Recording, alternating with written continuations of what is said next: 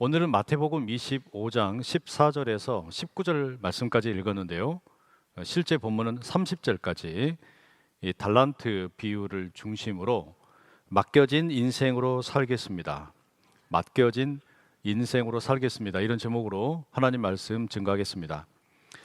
오늘은 인생의 가장 본질적인 질문 가운데 하나를 좀 마주해 보려고 합니다. 여러분은 여러분 인생의 주인이 누구라고 생각을 하고 살아가세요?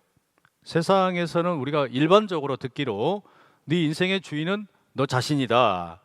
너가 버는 돈도 너의 몸도 또 너의 시간도 다 너의 소유다. 우리에게 이렇게 가르치죠. 그래서 내 인생의 모든 것은 나의 책임하에 있고 내 마음대로 주무를 수 있다 생각을 합니다. 그런데 성경은 창세기부터 시작을 해가지고 요한계시록까지 일관되게 다른 이야기를 들려줍니다. 그거 정말로 인생이 네 거 맞냐? 질문을 해요. 네가 가지고 있는 것 가운데, 누리고 있는 것 가운데 스스로 만든 것이 하나라도 있느냐라는 질문입니다. 오늘 우리가 함께 나눌 말씀은 소위 달란트 비유입니다. 예수님께서 제자들에게 들려주신 말씀이에요. 이 말씀을 과연 인생의 주인이 누구인가? 이 질문과 함께 좀 상고해 보려고 합니다. 달란트 비유는 교회를 다니지 않는 분들도 알 만큼 아주 잘 알려진 그런 성경의 말씀이죠. 흔히 이 비유를 경제에 대한 이야기 또는 재능에 대한 이야기로 읽고는 합니다. 그래서 재정 관리를 잘해야 한다라는 교훈이나 재능을 잘 활용해야 한다 이런 관점으로 해석을 하기도 합니다. 아주 틀린 것은 아닌데 그렇게 읽다 보면 이 본문이 가지고 있는 그 복음의 깊이를 놓치기 쉽습니다. 사실 이 비유에서 가장 중요한 말씀은 21절과 23절에 반복되는 표현에 있습니다. 5달란트를 맡겼던 종, 2달란트를 맡겼던 종, 그들에게 들려주는 주인의 말입니다. 네 주인의 즐거움에 참여할지어다. 주인의 즐거움으로 초청하는 이야기예요. 그래서 이 말씀은 주인의 즐거움에 참여할지어다. 이 말씀은 5달란트를 가지고서 100%의 수익률을 올렸구나. 2달란트를 가지고서 2배로 뻥튀기 해가지고 4달란트를 만들었구나. 여기에 대한 보상과 또는 결과에 대해서 칭찬하는 이야기가 아니고 주인의 즐거움에 참여해라. 참여로의 초청이라는 이야기입니다. 다시 말하면 이 비유는 얼마나 많이 남겼느냐 이걸 묻는 게 아니고 누구의 기쁨으로 들어가느냐, 누구의 기쁨으로 들어가느냐라는 것을 묻는 겁니다. 왜 그런가 하면 본문 바로 앞에 오늘 우리 호산나 찬양대가 불렀던 찬양에 나오는 것처럼 열 처녀에 대한 비유 이야기가 나오잖아요. 열 처녀 비유와 이 달란트 비유는 사실상 동일한 주제를 공유하고 있습니다. 은혜와 심판 그리고 종말의 때의 기다림에 대한 주제입니다.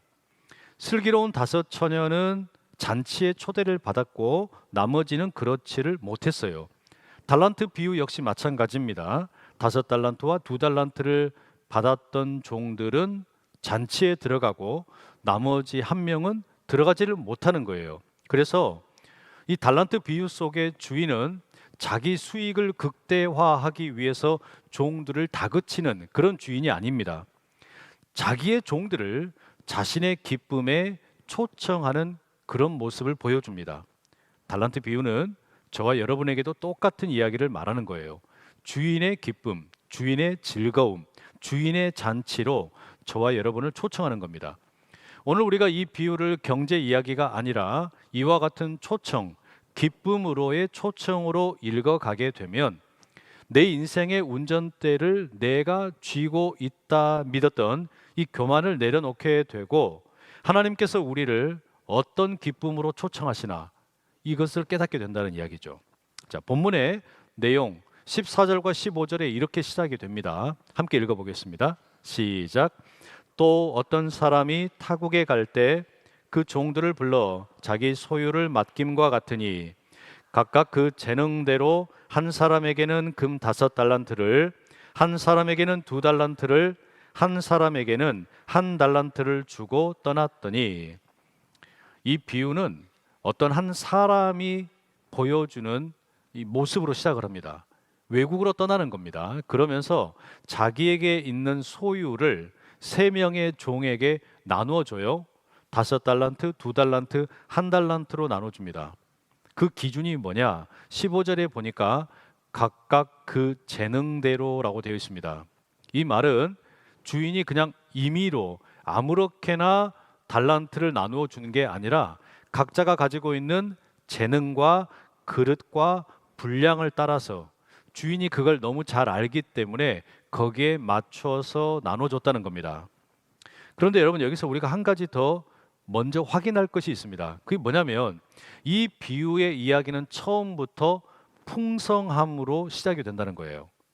대단히 풍부한 것으로 출발을 합니다.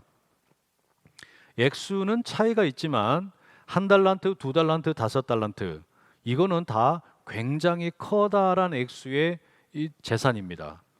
1달란트, 이 달란트라고 하는 것이 고대 이스라엘에서 금의 무게를 측정하는 단위였습니다. 그러니까 1달란트를 다른 것으로 환산을 하게 되면 6천 데나리쯤 됩니다. 1데나리온이 평범한 일꾼의 하루 품삯입니다.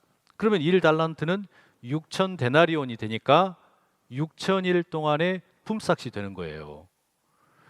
여러분, 우리가 1년에 365일 가운데 며칠이나 일할 수 있을까요? 그냥 대충 러프하게 300일 일한다라고 생각을 하면 6천일 동안 일한 품삯이라면 20년치 연봉이 되죠. 그죠? 그러니까 1달란트는 20년치 연봉을 하나도 쓰지 않고 다 모아놓은 돈입니다.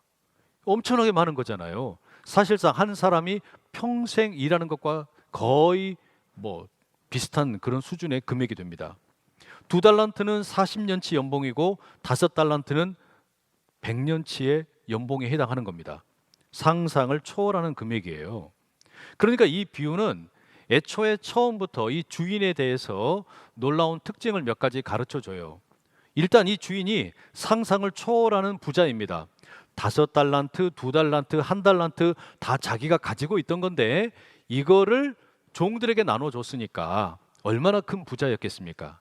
더 놀라운 것은 이와 같은 어마어마한 소유를 통째로 종들에게 맡겼다는 사실입니다.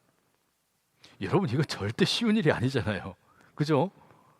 아니, 20년치 연봉을, 40년치 연봉을, 100년치 연봉을 각 사람에게 맡긴다. 그리고 아주 오랜 시간 동안 신뢰하면서 그들에게 아무렇게나 이것을 한번 굴려봐라, 맡긴다라는 거. 이건 여러분 도무지 우리 상식으로는 이해가 되지 않는 일이에요. 우리 주변에는 이런 사람 없습니다. 세상에 이런 주인과 같은 사람은 없단 말이에요. 자, 그러면 여러분 입장을 바꿔서 종들의 입장은 어떠냐? 주인이 외국으로 떠나기 전에 이 주인과 종들은 상당한 기간을 함께 생활을 했던 것 같아요. 이 본문의 배경으로부터 유추를 해보면 주인이 이 종들을 100% 신뢰하고 함께 일하고 함께 밥 먹고 그런 행복한 동거 생활을 했던 것 같습니다. 그러니까 종들에게는 주인과 함께하는 시간 자체가 불편한 게 아니라 되게 기쁨이 있고 즐거움이 있고 풍요로웠던, 모자람이 없는 그런 시간이었던 것 같습니다. 자, 여기서 여러분 이제 우리가 이 비유를 어떻게 읽어내느냐, 이게 중요하죠. 주인이 누굴까요? 종들은 누굴까요? 주인은 예수님이라고 할 수 있겠고요. 종들은 남겨질 제자들, 그리고 저와 여러분을 가리킨다 말할 수 있겠습니다. 주인은 종들과 함께 있다가 떠납니다. 그리고 다시 돌아오는 분입니다. 이건 마치 예수님께서 제자들과 함께 거하시다가 십자가에 죽으시고 부활하시고 승천하심으로 떠나셨다가 재림으로 다시 돌아오실 것을 말하는 것과 똑같죠. 그러면 이런 맥락에서 보면 이 달란트 비유라는 게 어떤 메시지이겠어요?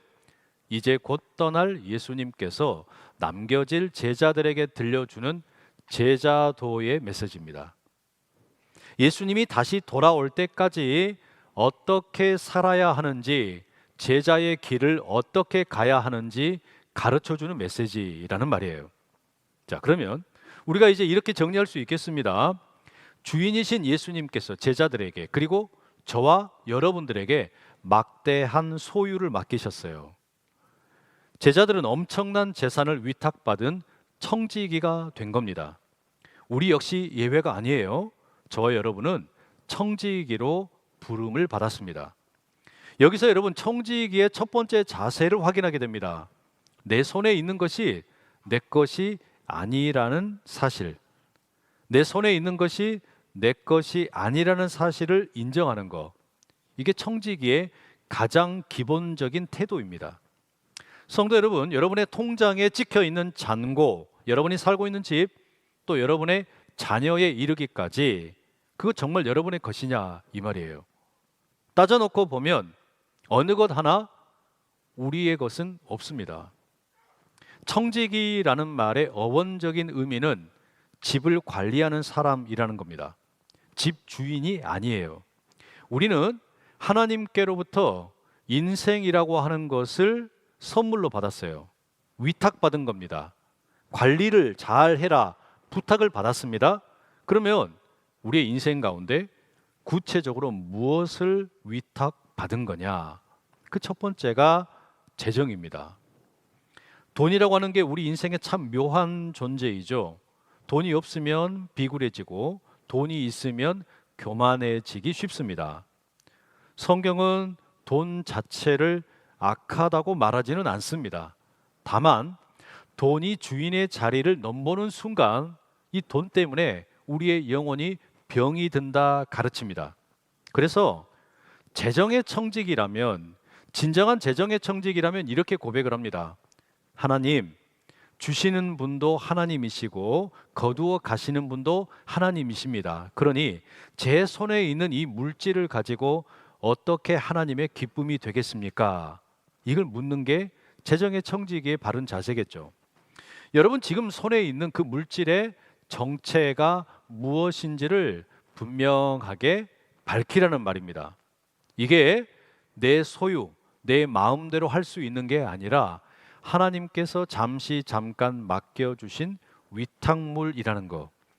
이 사실을 깨닫게 될 때 우리는 돈의 노예로부터 벗어나게 되고 물질을 다스리는 올바른 청지기가 될 수 있다는 이야기예요.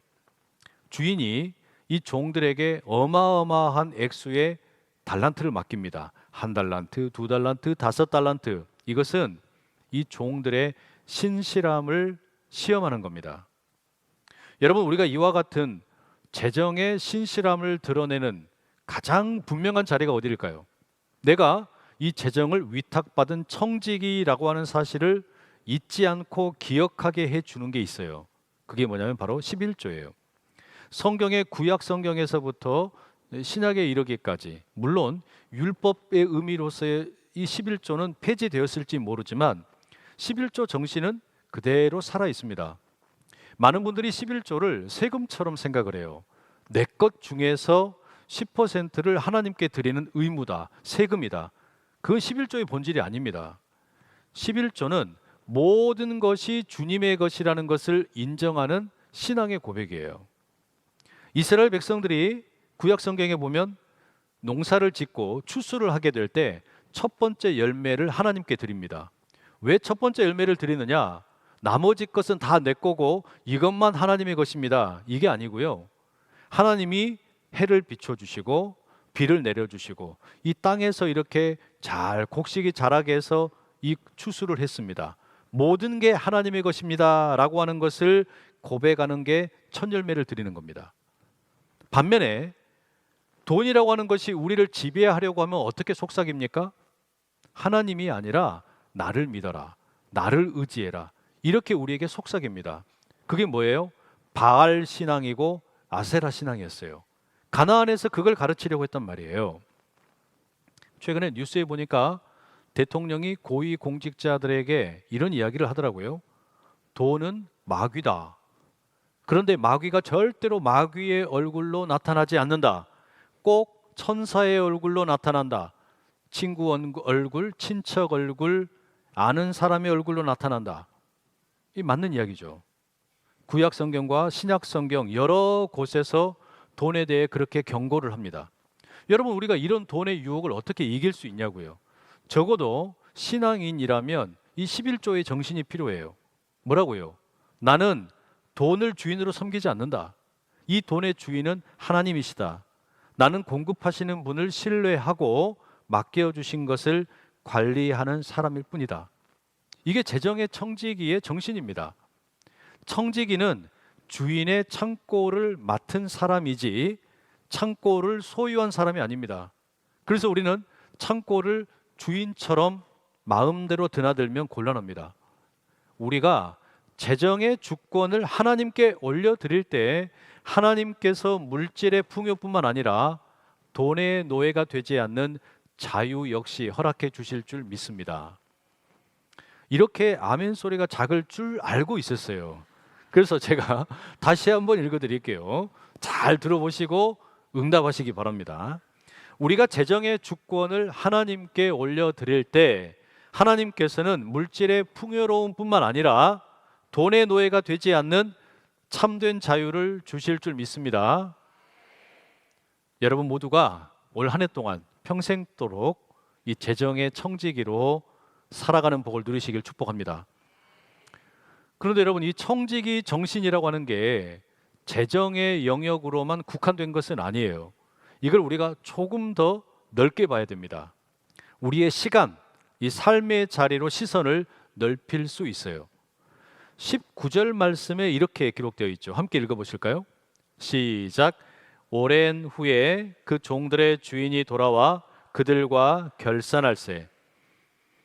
이 성경에 오랜 후에, 오래 후에 기간이 명시되어 있지 않아요. 뭐 1년 뒤에, 2년 뒤에, 10년 뒤에 이렇게 기록되어 있지 않습니다.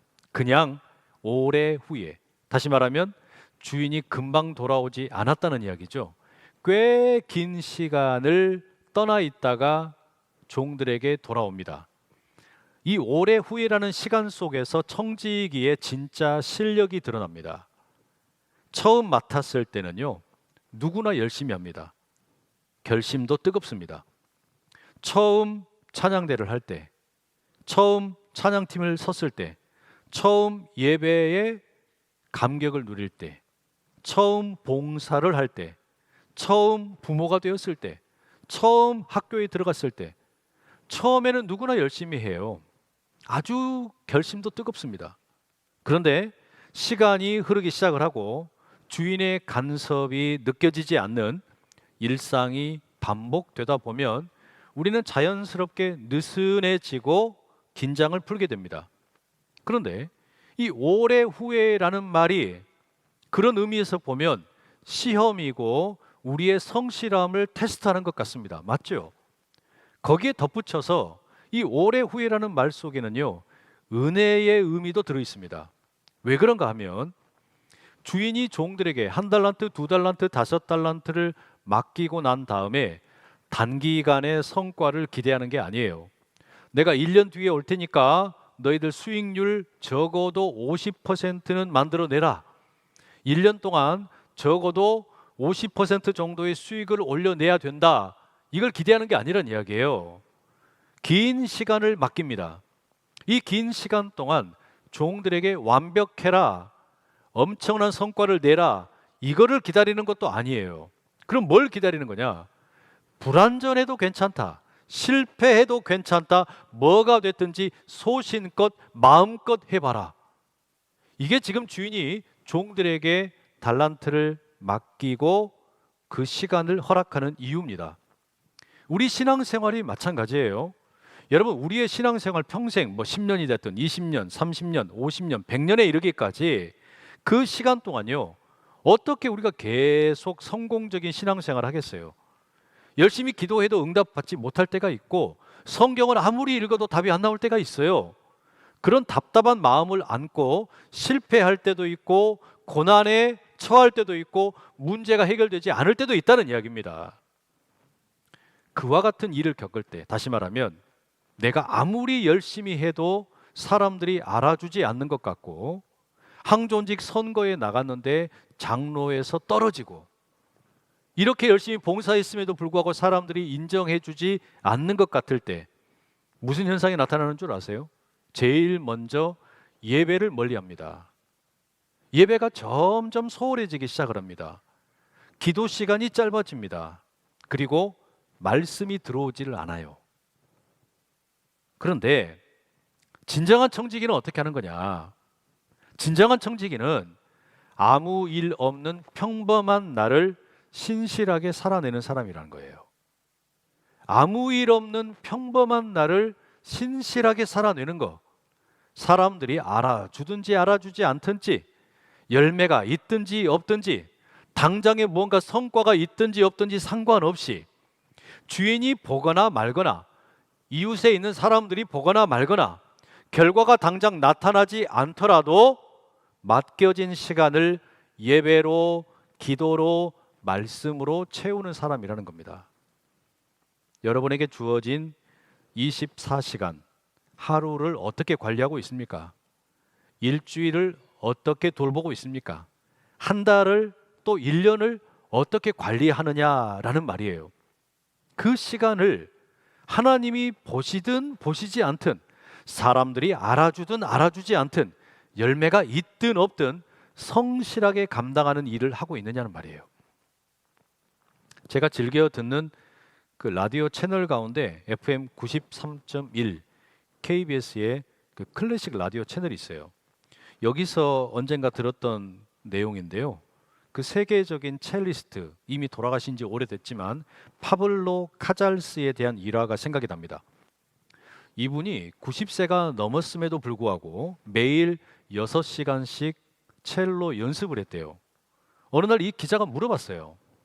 선생님은 이미 역사상 최고의 첼리스트인데 왜 지금도 하루에 6시간씩 연습을 힘들게 하십니까?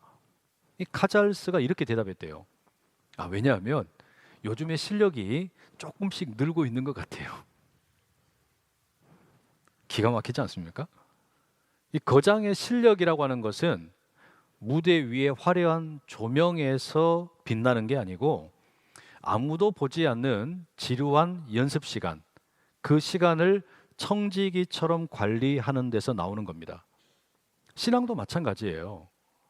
누군가가 알아주는 자리에 서서 돋보이는 자리에서 빛이 나는 게 아니고, 무슨 대단한 부흥회를 열어서 우리의 신앙이 빛이 나는 게 아니고, 기적과 같은 일들이 펼쳐져서 우리의 신앙이 멋져 보이는 게 아니고, 사실은 주일 예배 끝나고 흔히 직장인들이 말하는 월요병, 월요일 날 아침에 출근한 직장에서 아이를 육아하는 그 육아 전쟁 가운데 지쳐서 거실에 앉아 있을 때, 그리고 무릎을 꿇고 홀로 보내는 골방에서 자기 시간을 어떻게 관리하는지 우리 하나님이 보고 계시고, 바로 그 시간을 통해 우리의 청지기 됨이 증명된다는 겁니다.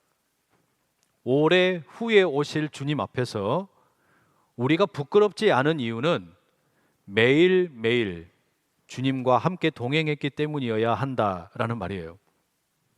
오래 후에 오실 주님을 기다리면서 오늘이라고 하는 이 시간을 종말론적인 긴장과 동시에 기쁨의 참여로 하루하루 만들어 가실 수 있기를 간절히 축복합니다.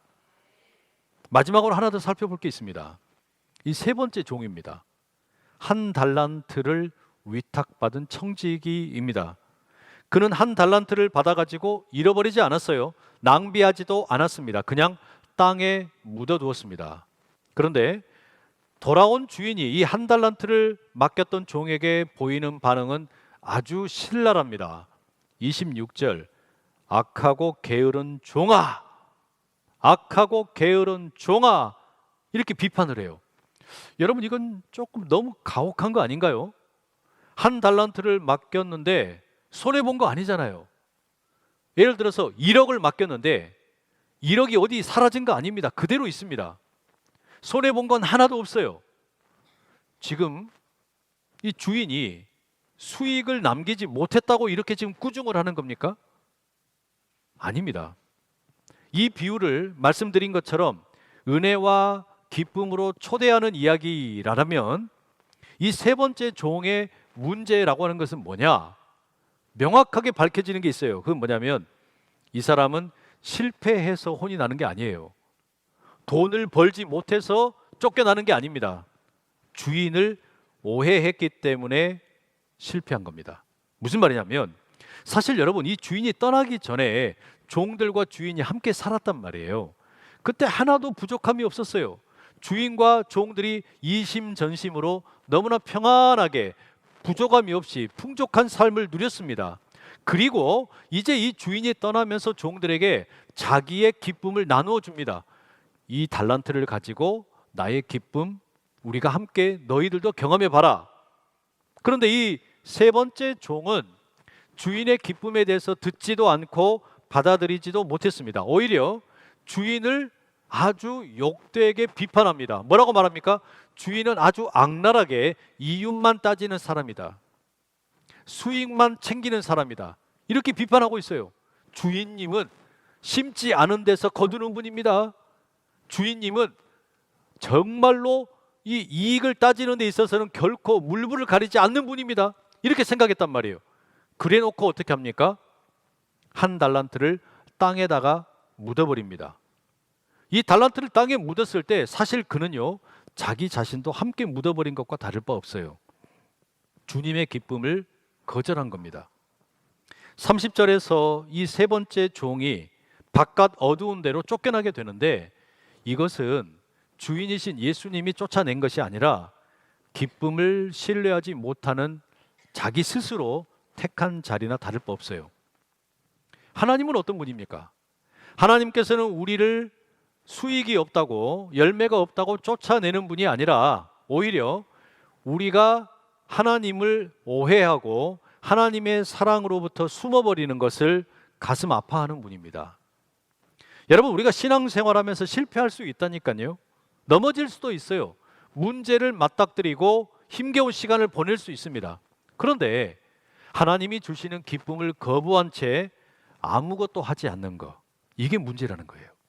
실패할까 봐 아무것도 하지 않는 거, 문제가 생길까 봐 예배도 드리지 않고 기도도 하지 않고 말씀을 읽는 것을 회피해 버리는 것, 결국에 자기 자신을 하나님으로부터 고립시키는 겁니다.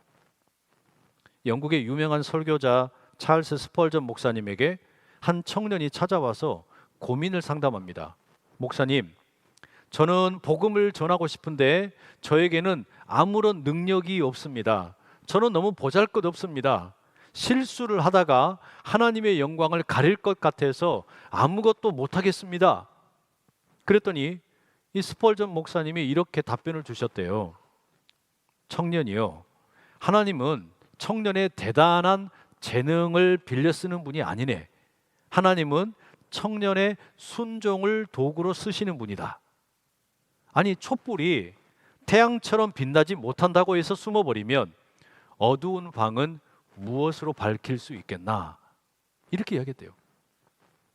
여러분, 세 번째 종의 문제는 재능이 적음이 아니에요. 수익을 남기지 못한 게 아닙니다. 이 세 번째 종에게 제일 큰 문제는 뭐였냐? 주인을 믿지 못한 겁니다. 우리 예수님께서는 저와 여러분에게 5성급 호텔의 파인 다이닝 요리를 차려내라 요구하는 게 아닙니다. 저와 여러분이 가지고 있는 작은 것, 물고기 2마리, 떡 5개, 이거를 꺼내놓기를 원하시는 거예요. 작은 것이 되었든 큰 것이 되었든 우리가 가진 달란트를 교회와 이웃들을 위해서 꺼내놓게 되면 주님은 그걸 가지고서 5,000명을 배불리 먹이는 오병이어의 기적을 일으켜 주실 줄로 믿습니다. 달란트 비유는 잔치로 끝이 납니다. 착하고 충성된 종들이 주인의 기쁨의 잔치에 참여하는 것으로 막을 내립니다. 청지기 정신으로 산다라고 하는 것은 억지로 짐을 지는 고달픈 삶이 아닙니다. 오히려 내 인생이 내 것이 아니기 때문에 내가 모든 것을 책임지지 않아도 된다, 위대한 자유를 누리는 삶입니다. 주인의 기쁨에 동참하는 삶입니다. 그러니 성도 여러분, 오늘 이 시간에 저와 함께 자막을 보시고 우리가 이런 고백을 좀 함께 드릴 수 있으면 좋겠습니다. 함께 읽어보시겠습니다. 시작. 주님, 제 인생은 제 것이 아닙니다. 주님이 맡겨주신 재정과 시간과 사명을 주님의 기쁨을 위해 사용하겠습니다.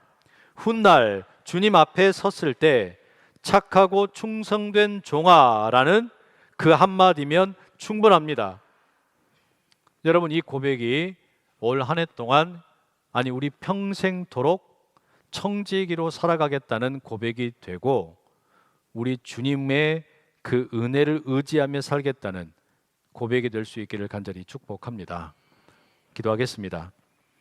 사랑하는 하나님 아버지, 우리에게 소중한 생명과 시간과 물질과 사명을 맡겨주심에 감사합니다. 내 것인 양 움켜쥐었던 손을 펴게 하시고 주인의 즐거움에 참여하는 신실한 청지기로 살게 하시옵소서. 우리를 믿고 재물과 시간과 사명을 맡겨주신 예수 그리스도의 이름으로 기도드립니다.